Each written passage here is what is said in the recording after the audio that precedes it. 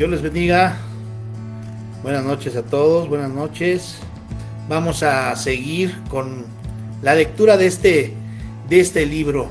Recuerden que hoy vamos a ver el capítulo 3. Ya leímos el capítulo 1, que fue pues la presentación de quién era Saulo de Tarso, en este caso Pablo, ¿verdad?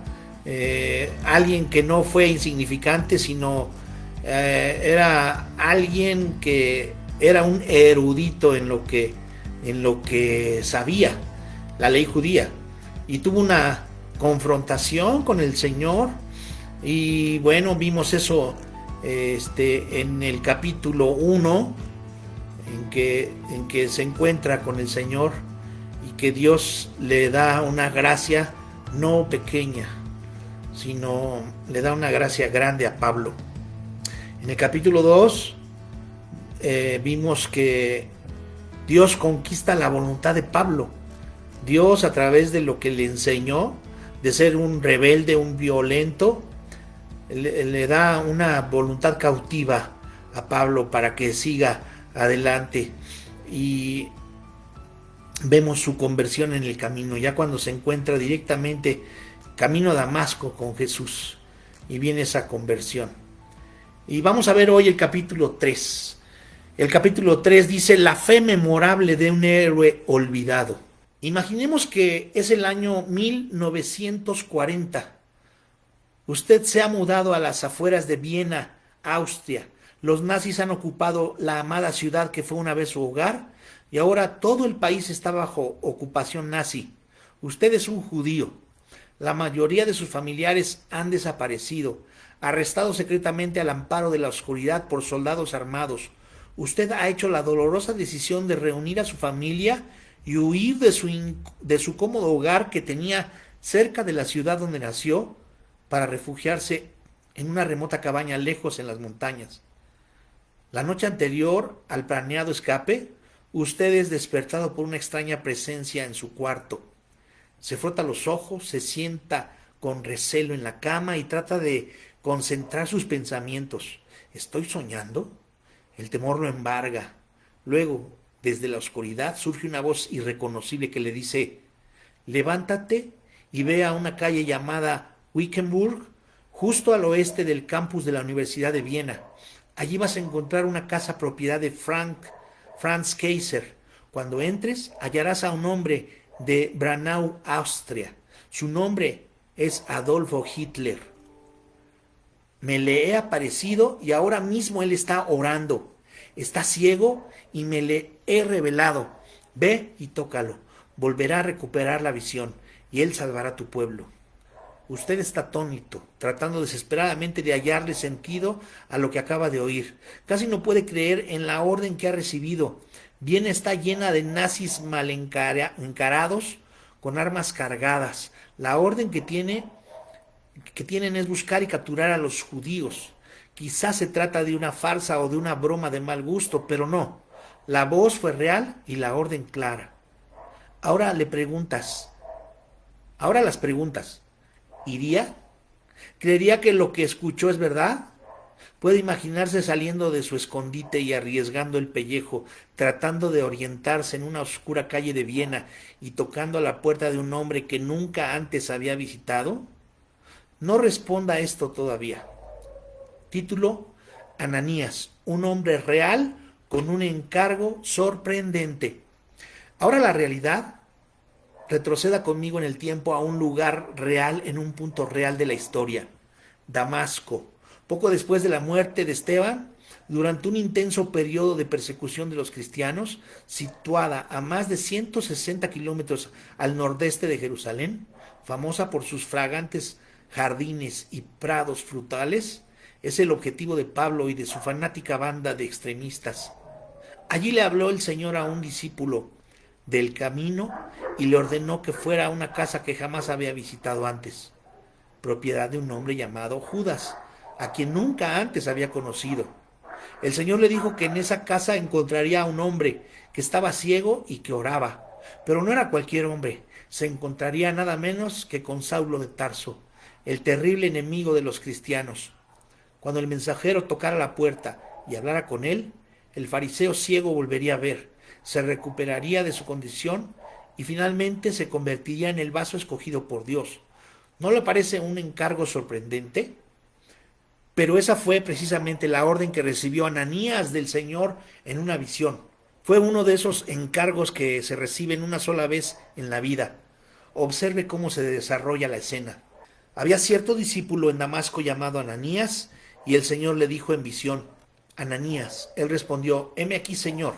El Señor le dijo: levántate, ve a la calle que se llama a la derecha y busca en casa de Judas a uno llamado Saulo de Tarso, porque he aquí él está orando, y en una visión ha visto a un hombre llamado Ananías que entra y le pone las manos encima para que recobre la vista. Hechos 9, 10 al 12. Ananías sabía quién era Saulo, como un toro bravo embistiendo por las calles. Saulo había estado persiguiendo cruelmente a los creyentes con una resolución digna de Hitler. La seguridad que Damasco ofrecía antes a Ananías y a otros seguidores del camino había desaparecido desde hacía mucho tiempo como consecuencia del virulento ardor de la persecución. Ahora, el confiado cristiano enfrentaba otro inquietante cambio en su vida, como resultado de una visión que había recibido del Señor. Sin cierto grado de imaginación, algunos relatos de la Biblia pueden resultar insípidos y demasiado inverosímiles. Por eso, dejemos que la escena original se desarrolle con la ayuda de cierta creatividad santa. Imagine que está sentado en el cómodo santuario donde usted y su familia rinden culto a Dios regularmente. De repente, el fuerte sonido producido por una puerta que sale volando interrumpe la quietud de la reunión. Unos hombres armados entran al salón llevando armas automáticas y el malencarado líder que los dirige grita: todo el mundo de pie, ahora mismo. Formen una fila en la parte posterior del edificio. Familia por familia, diríjanse deprisa al estacionamiento para ser interrogados. Después de esto, serán escoltados hasta camionetas que los esperan para transportarlos al centro de la ciudad, donde tendrán que negar su fe en Cristo o ser ejecutados. Trate de imaginar eso. La mayoría de los cristianos que viven en el mundo occidental jamás esperaría que eso ocurriera en su vida, pero eso sucedía regularmente en Jerusalén, como también en numerosas aldeas de sus alrededores. Y era Saulo quien dirigía los ataques, gritando órdenes y respirando amenazas de muerte. Tenemos que resistir la tentación de leer un pasaje como este con un bostezo de indiferencia, viéndolo simplemente como una historia extraña. Por el contrario, nada de esta escena resultaba rara. Título: La Orden. Aunque la tradición dice que Ananías fue posiblemente uno de los obispos de Damasco, poco se sabe de este hombre. El hombre surge de pronto en la narración sobre Saulo en el libro de los Hechos. Aparte de su nombre, lo único que nos dice la Biblia es que era un discípulo que vivía en Damasco. No aparece como una gran figura religiosa, ni lo precedía ninguna gran reputación hasta ese momento de su historia. Nada de eso. Lo que sacó a esta persona como un desierto común. A ver, va de nuevo.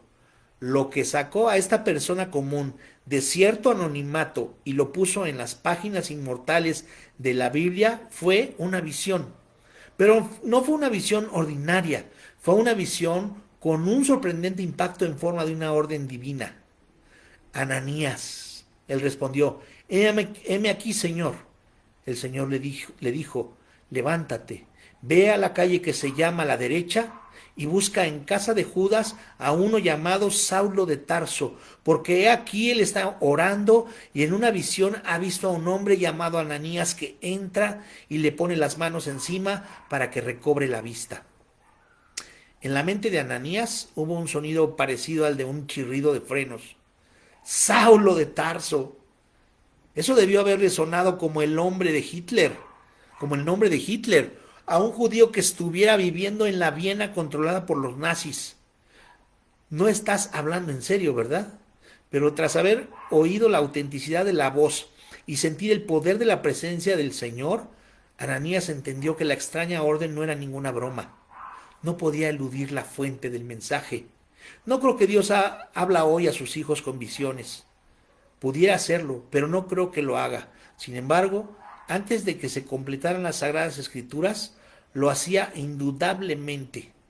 El autor del libro de Hebreos escribió: Dios, habiendo hablado en otro tiempo muchas veces y de muchas maneras a los padres por los profetas, en estos últimos días nos ha hablado por el Hijo.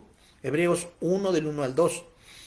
Una de las muchas maneras como Dios se revelaba en el Antiguo Testamento era a través de visiones. Después se apareció a personas en visiones durante la era del Nuevo Testamento, incluso después de la encarnación. Esto fue lo que sucedió en el caso de Ananías, pero aún así el discípulo estaba tan confundido que intentó disuadir al Señor. El argumento: para ganar tiempo y tratando de tener claro el asunto en su cabeza, Ananías responde respetuosamente: Señor, he oído a muchos hablar acerca de este hombre y de cuantos males ha hecho a tus santos en Jerusalén. Está en Hechos 9:13. Como si el Señor necesitara ser informado sobre qué clase de persona era Saulo. Tenemos que entender la renuencia de Ananías. Era un discípulo de Cristo, un seguidor renacido y dedicado, un creyente genuino. Pero Saulo había asesinado cristianos. ¿Ve el dilema? Ananías había escuchado la voz de Dios, pero el plan era peliagudo. Dios le había dicho que Pablo había quedado ciego y que estaba orando en algún lugar de la ciudad. En ese caso, manténlo ciego, dijo Ananías. Pudo haber sido lo primero que pensó Ananías. Hasta este punto es claro que Ananías no tenía ninguna garantía de que Saulo sería transformado. Así que desde el punto de vista de Ananías, el plan de Dios estaba lleno de incertidumbre y era muy riesgoso. Veamos cómo parafrasea la escena Eugene Peterson en el libro The Message, el mensaje. Ananías protestó diciendo: Señor, no puedes estar hablando en serio. Todo el mundo habla de este hombre, de las cosas terribles que ha estado haciendo y de su reino de terror contra tu pueblo en Jerusalén. Y ahora se ha presentado aquí con papeles del sumo sacerdote que la autorizan para hacer lo mismo con nosotros. Pero el Señor le dijo: no discutas y ve. La orden. Me encanta la respuesta de Dios. Ve. A él jamás se le traba la lengua cuando se trata de revelar su voluntad. Él sabía exactamente lo que había que hacer. Sabía que para darle una comisión a Pablo era necesaria la obediencia de Ananías. También sabía que esto exigía fe, una absoluta confianza en él. El reto era llevar a Ananías del punto A al punto B. Dios no acepta renuencias.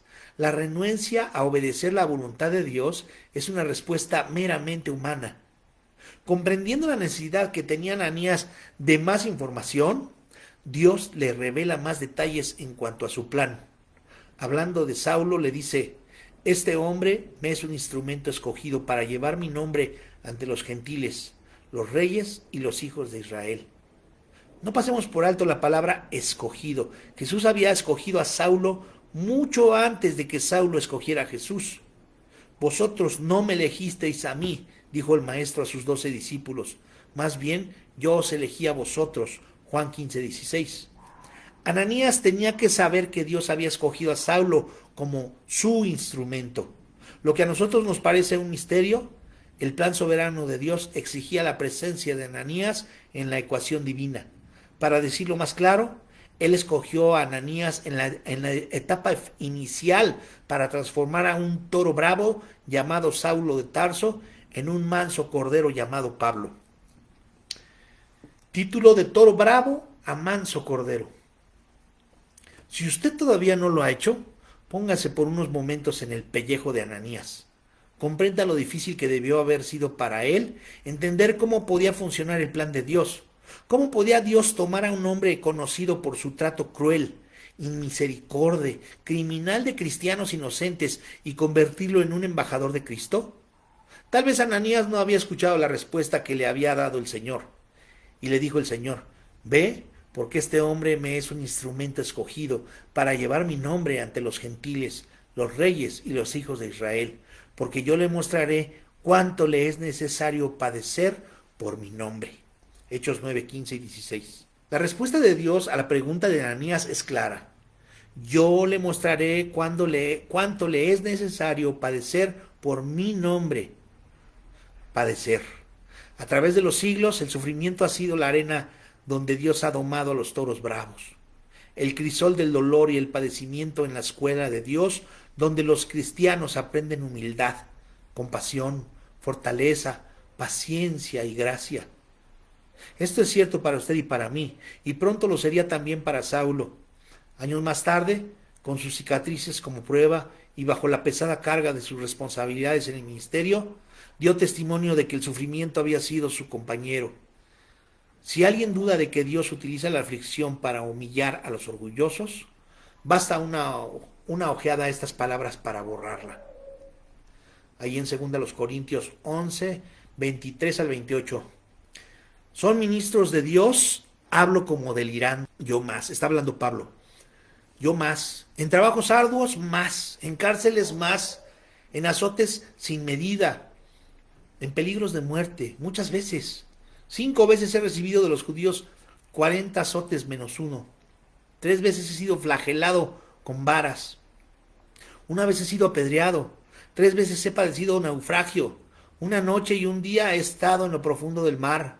Muchas veces he estado en viajes a pie, en peligros de ríos, en peligros de asaltantes, en peligros de los de mi nación, en peligros de los gentiles, en peligros en la ciudad, en peligros en el desierto, en peligros en el mar, en peligros entre falsos hermanos, en trabajo arduo y fatiga, en muchos desvelos, en hambre y sed, en muchos ayunos, en frío y en desnudez, y encima de todo, lo que se agolpa sobre mí cada día, la preocupación por todas las iglesias. Si los seminarios y los institutos bíblicos utilizaran estos versículos en sus programas de reclutamiento de candidatos al ministerio, las inscripciones descenderían rápidamente. Entre paréntesis, tuve el privilegio de ser el 4º rector del Seminario Teológico de Dallas, donde trabajé desde 1994 hasta el 2001. Aunque enfrenté muchos de los retos más difíciles de mi carrera mientras ocupé este cargo, los años que pasé en el seminario fueron de los más placenteros de mi vida, mayormente debido a los estudiantes. A este gran seminario vienen hombres y mujeres de todos los rincones del mundo, y la mayoría de ellos inician sus estudios convencidos del llamamiento de Dios en sus vidas. Vi cómo cambiaban. Fui testigo de cómo inteligentes seminaristas de Asia y África soportaban la humilladora y muchas veces intolerable experiencia de cumplir con rigurosas exigencias académicas mientras luchaban para pensar, hablar y escribir en inglés. Eso los cambió. También vi ponerse de rodillas a muchos ingenieros brillantes, músicos, capaces y talentosos atletas universitarios, por las agotadoras y severas exigencias que enfrentaron para dominar el hebreo y el griego bíblicos. Esto también los cambió. En el currículo de otros hubo adversidades físicas y sufrimiento emocional. Un joven en particular, cuando comenzaba sus estudios de maestría y estaba alelado por el nacimiento de su primer hijo, se quedó atónito sin poder creer lo que había escuchado en cuanto al diagnóstico de su esposa, leucemia. 2 años más tarde, después de un fallido trasplante de médula ósea y tras meses de dolorosísimas radiaciones y una costosa quimioterapia que terminó por destruir su ya débil humanidad, esa joven esposa y madre pasó a la eternidad. Se había marchado para siempre de su lado. Un niñito que apenas daba los primeros pasos y un marido con el corazón destrozado quedaron para recoger los pedazos de sus vidas. Es posible que este joven haya entrado al seminario como un toro bravo, lleno de sueños, ambiciones y confianza en sus capacidades, pero salió convertido en un manso cordero, convencido más que nunca de la necesidad que tenía de la gracia divina. El sufrimiento lo transformó. También a mí me ha cambiado. El sufrimiento cambia a todo el mundo. No entiendo todas las razones por las que tenemos que sufrir por el nombre, pero estoy convencido de esto. Es parte del plan soberano de Dios para prepararnos de modo que podamos ser instrumentos de gracia para un mundo cruel y abatido. Ese fue sin duda el plan para Saulo. En su cuerpo estarían las marcas permanentes de su sufrimiento, prisiones, palizas terribles, apedreamientos, naufragios, casi agotamientos, emboscadas, robos, insomnio, hambre, soledad, enfermedades, deshidratación, hipotermia extrema y para rematar, la responsabilidad estresante e ineludible del liderazgo de las iglesias. Cada prueba atroz y dolorosa lo ponía de rodillas, convirtiéndolo en un hombre más dócil en la gracia, consagrado humildemente a seguir la dirección de su Salvador. Ananías necesitaba conocer esa parte del plan de Dios. Esto no solo daba autenticidad al mensaje, sino que también lo fortalecía para que diera un paso memorable de fe heroica. Título: Semblanza de un héroe olvidado. Lucas va al grano al decir lo que sucedió después. Ananías fue, Hechos 9:17. En cierto momento, entre una confusión aprensiva y una resolución tranquila, la renuencia de Ananías se desvanece, sale de su casa al fresco aire de la noche y se dirige a la calle de la derecha, una de las pocas vías rectas en medio de los sinuosos pasadizos de Damasco. Toca débilmente la puerta de la casa. Quizás no hay nadie, piensa. Toca de nuevo, más vigorosamente, y Judas abre la enorme puerta de madera. Ve al extraño y hace un movimiento afirmativo con la cabeza. Ananías entra a la casa y Judas le susurra: te estábamos esperando. Ananías traga grueso, parpadea varias veces, mientras sus ojos se ajustan a la débil luz que lo rodea. Sigue con la vista las sombras danzantes producidas por las lámparas titilantes del pasillo y se inclina para no chocar con el arco abovedado sobre su cabeza. Al dirigir la vista a un extremo de la habitación, fija su mirada en la endeble figura de un hombre que está inclinado y de rodillas orando. Era la primera vez que veía a Saulo de Tarso. Se dirige a él con paso vacilante. Le pone las manos encima y le dice: hermano Saulo. Así dice la versión parafraseada de Charles Swindoll. ¿No le encanta la manera como le empieza a hablar? Saulo, hermano, el Señor Jesús, que te apareció en el camino por donde venías, me ha enviado para que recuperes la vista y seas lleno del Espíritu Santo. Hechos 9:17. Qué momento de fe intrépida para Ananías. No solo toca al notorio asesino de los cristianos, sino que inmediatamente lo acepta, llamándolo su hermano. Eso es lo que yo llamo confiar en el plan de Dios. Esa fue para Saulo el primer toque de gracia de un hermano en la fe. En su libro The Spirit, the Church and the World, The Message of Acts, el Espíritu Santo, la Iglesia y el mundo, el mensaje de Hechos, John Stott resume así esta delicada escena. La fe memorable de un héroe olvidado. Dios, para sanar y estimular al apóstol de la gracia, resume así esta delicada escena. Ahí va la escena. Entonces Ananías se dirige a la calle, la derecha, que sigue siendo la calle principal de Damasco, y a la casa de Judas, a la mismísima habitación donde estaba Saulo. Allí le coloca las manos encima, quizás para identificarse con él, mientras ora por la curación de su ceguera y porque la llenura del Espíritu Santo lo capacite para el ministerio.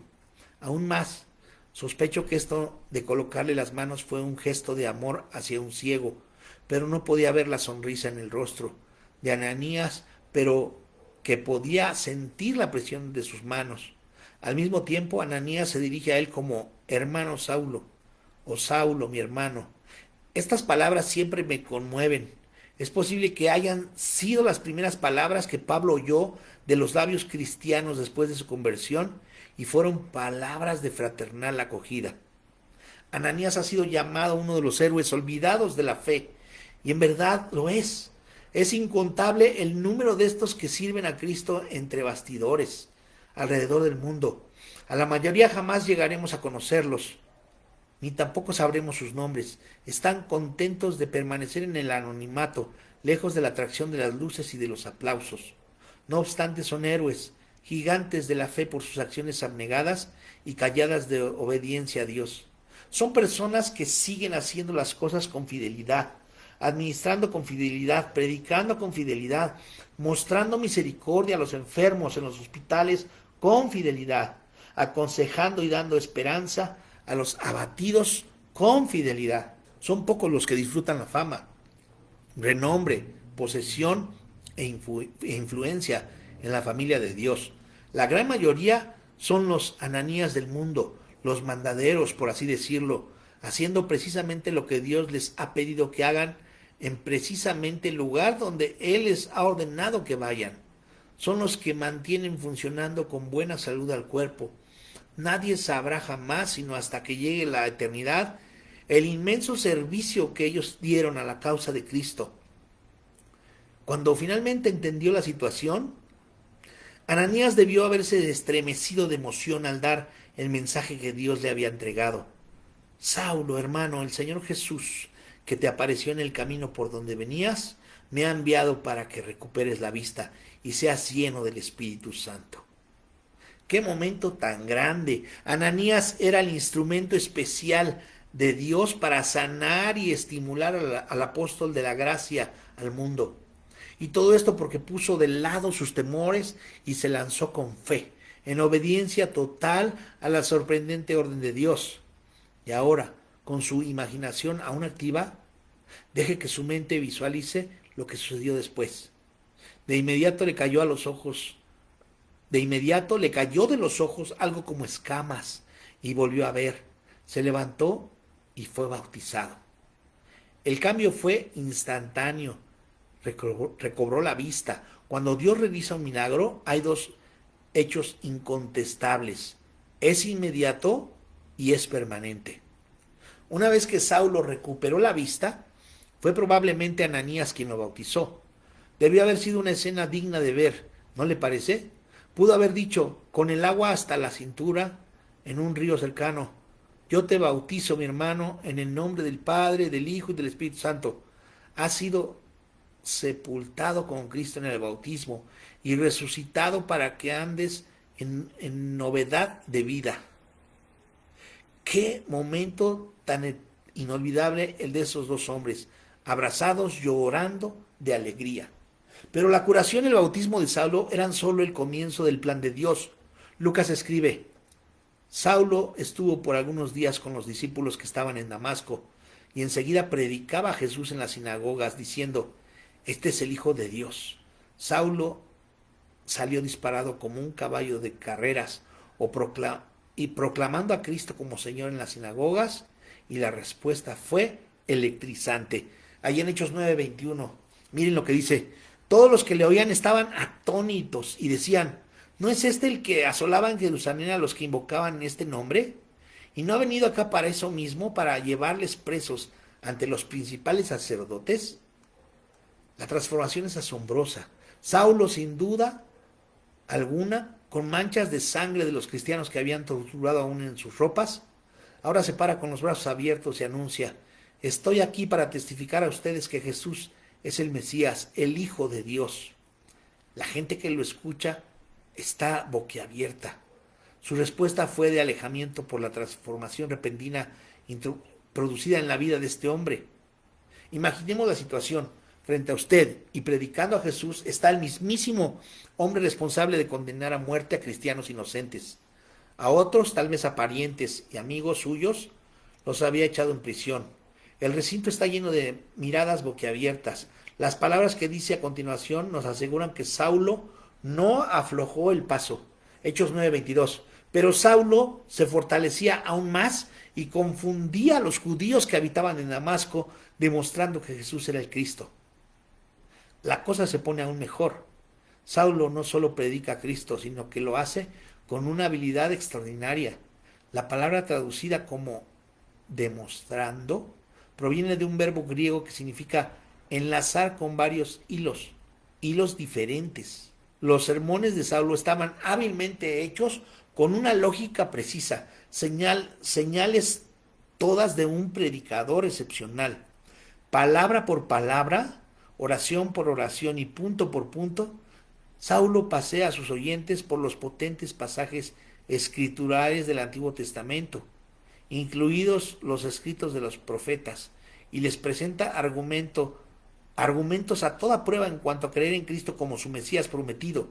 La mayoría de ellos nunca había hecho esa conexión hasta que Saulo se los explicó. ¡Qué comunicador tan conveniente! Antes de seguir adelante, hagamos una pausa para recordar que ninguno de estos hechos extraordinarios se habría dado y en realidad ni siquiera escrito, de no haber sido por la intrépida fe de Ananías. Es posible que usted no haya pensado en eso hasta ahora. Saulo habría continuado ciego y tembloroso si el discípulo de Damasco se hubiera negado a obedecer e ir a la calle a la derecha. Todo esto se puso en movimiento porque Dios utilizó la fe memorable de un héroe fiel y poco conocido. La obediencia de Ananías cambió el destino de millones de personas. Título: Algunos elementos sorprendentes de la voluntad de Dios. Permítame engranar estas observaciones, señalando algunos de los elementos inevitables en cuanto a la dirección que Dios da. Mencionaré solo 4 de ellos. Las sorpresas son siempre parte de la dirección de Dios. Número 1. En el caso de Saulo, la sorpresa fue una luz que vino del cielo, haciendo la transformación de una vida. Para Ananías fue una orden aparentemente ilógica y absurda de parte del Señor a través de una visión. En Hebreos 11 hay una afirmación que resulta incomprensible. La mayoría de las veces, por la fe, Abraham, cuando fue llamado, obedeció para salir al lugar que había de recibir por herencia y salió sin saber a dónde iba. Lo único que Abraham sabía era que Dios quería que se marchara. No tenía la menor idea del destino final. No sabía nada en cuanto a las condiciones meteorológicas ni al índice de criminalidad que había en el lugar donde llegaría. No tenía ninguna información sobre el vecindario donde viviría, ni de los problemas que tendría para enfrentar. No sabía nada. Lo único que sabía era que Dios le había dicho que se fuera. Los detalles vendrían después, así que simplemente obedeció, al igual que Ananías. Si usted espera que Dios se lo revele todo con pelos y señales, nunca dará el primer paso en obediencia a su voluntad. Tiene que estar preparado para confiar en su plan, sabiendo que estará llena de sorpresas. Las sorpresas son siempre parte de la dirección de Dios. Las promesas siempre estimulan nuestra necesidad de fe. Cuando usted se encuentra con el elemento sorprendente de la voluntad de Dios, su fe debe ponerse a máxima velocidad. De lo contrario, correrá en la dirección opuesta. A veces el plan de Dios lo asustará o lo intimidarán sus demandas. Otras veces lo decepcionará. Por ejemplo, si Dios le dice que no o que no debe hacer nada, usted querrá discutir. Tal vez decida pelear, intentar negociar o enojarse, pero si su fe se pone en acción, ninguno de estos impulsos lo controlarán. La fe dice: puedo hacerlo. Confío en ti, Señor. No lo entiendo todo, pero confío plenamente en ti. Vamos a hacerlo. Permítame una observación que tal vez quiera considerar. Es muy posible que Dios tenga para usted un cambio de importancia en un futuro cercano. Después de más de 60 largos años en esta tierra, y después de pasar 40 de ellos estudiando y aprendiendo más cerca de cómo Dios actúa, le puedo decir que su voluntad para nuestras vidas está llena de sorpresas. Él tiene más cambios en mente para nosotros que lo que podemos imaginar. No todos son geográficos, y no todos son geográficos. Muchos consistirán en ajustes de actitudes. Algunos significarán dejar nuestra vida de comunidad para tocar las vidas de personas que jamás habíamos conocido antes. O podremos vernos involucrados en una jornada que nos lleve a otros lugares o culturas, que exigirá un nivel de fe que no habíamos ejercido en el pasado. De manera que tenga cuidado de no sentirse muy a gusto como está ahora, ya sea física, emocional, espiritual o geográficamente. Si el Señor quiere que usted haga un cambio, le aconsejo firmemente que coopere. No importa los riesgos. Si Él lo dirige a cambiar, entonces cambie. Las sorpresas que Dios nos da siempre estimulan nuestra necesidad de fe. Salir por fe siempre hace más claro el plan de Dios. Cuando Ananías salió, recibió más información, y cuando Saulo se sometió al ministerio de Ananías, supo más cerca del plan de Dios para su vida. Tú eres mi vaso escogido y voy a utilizarte para que lleves mi nombre. Eso no lo sabía Saulo antes, porque nunca había leído el libro de Hechos. No sabía nada de lo que estaba reservado para él hasta que Ananías dio ese primer paso de fe.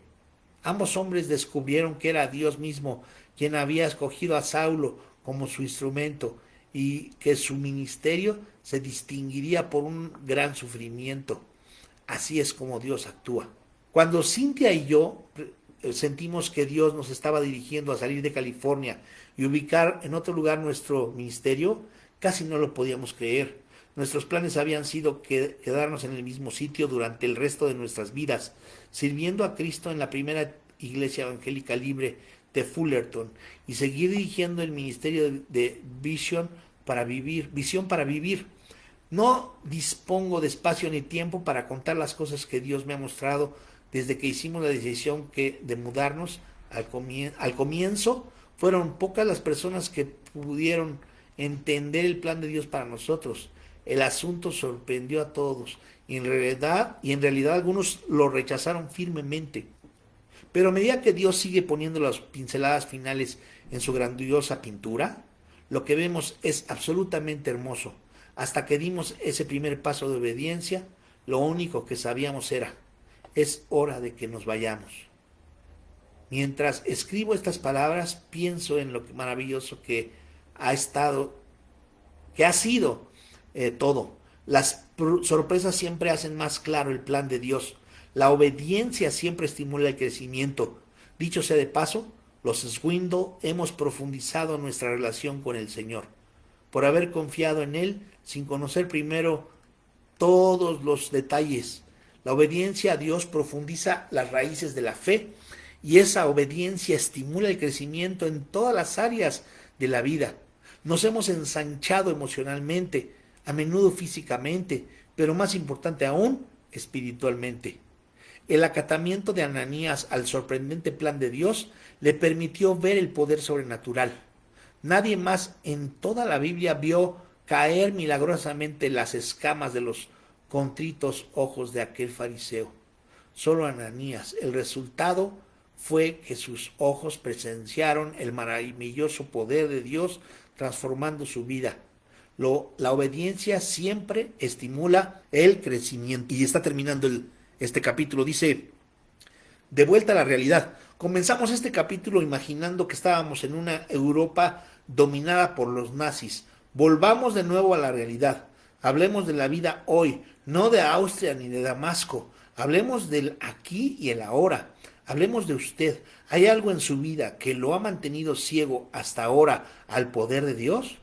Tal vez el temor a lo desconocido o la incertidumbre en cuanto al futuro le están impidiendo obedecer la clara dirección de Dios. No deje que este día termine sin decidir poner su confianza en Él. No importa lo sorprendente que pueda parecerle su plan. Solo la eternidad revelará el impacto del memorable paso de fe que usted dé hoy. Siga adelante, dé ese paso, porque el mundo necesita más héroes. Amén. Bueno, este fue el capítulo 3 del libro Pablo, un hombre de gracia y firmeza, de Charles R. Swindoll. Amén. Que Dios los bendiga, que tengan buen fin de semana, hermanos, y recuerde que están los capítulos, capítulo por capítulo los hemos subido a nuestro canal de YouTube para que los vuelva pues a leer. Que Dios les bendiga.